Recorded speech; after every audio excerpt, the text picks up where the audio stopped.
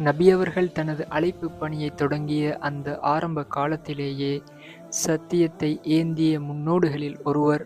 தனது உடன் பிறந்த சகோதரனோடு இணைந்து இஸ்லாமிய வரலாற்றின் முதல் அத்தியாயங்களை எழுதியவர். ஈமானுக்காக கடல் கடந்த முஹாஜிர், சத்திய போர்க்கள வீரர். அந்த சத்திய சஹாபி யார் என்று உங்களுக்கு தெரியுமா? அவருடைய பேர்தான் உத்பா இப்னு மஸ்ஊத் ரலியல்லாஹு அன்ஹு. இவர்கள் ஹுதைல் குலத்தில் மஸ்ஊத் இப்னு காஃபில் உம்மு அப்த் எனும் தம்பதியினருக்கு அன்பு மகனாக பிறந்தார்கள்.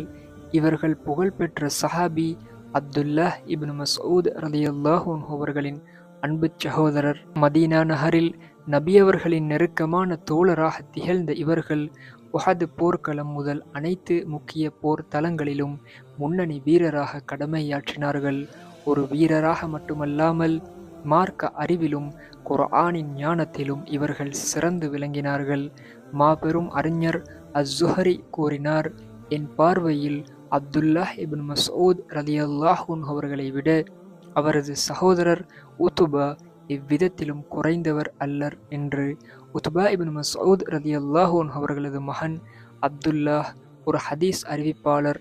பேரன் உபைதுல்லாஹ் மதீனாவின் புகழ்பெற்ற 7 சட்ட மேதைகளில் ஒருவர் என்று இவரது வம்சம் அறிஞர்களால் நிறைந்திருந்தது. உத்பா ரலியல்லாஹு அன்ஹு அவர்களின் இறுதி பயணம் ஹலீஃபா உமர் ரலியல்லாஹு அன்ஹு அவர்களின் ஆட்சி காலத்தில் நிகழ்ந்தது.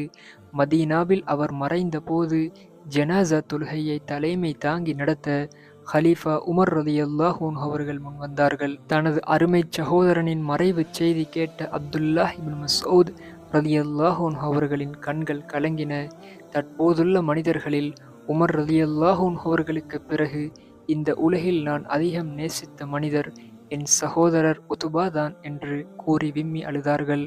இதுதான் ஈமானுக்காக கடல் கடந்த போர்க்களங்களிலும் அன்னலாருடன் நின்ற மதீனாவின் ஒரு சட்ட மேதையின் பாட்டனார் உத்பா இப்னு மஸ்ஊத் ரலியல்லாஹு அன்ஹு அவர்களின் வாழ்க்கை சுருக்கம்.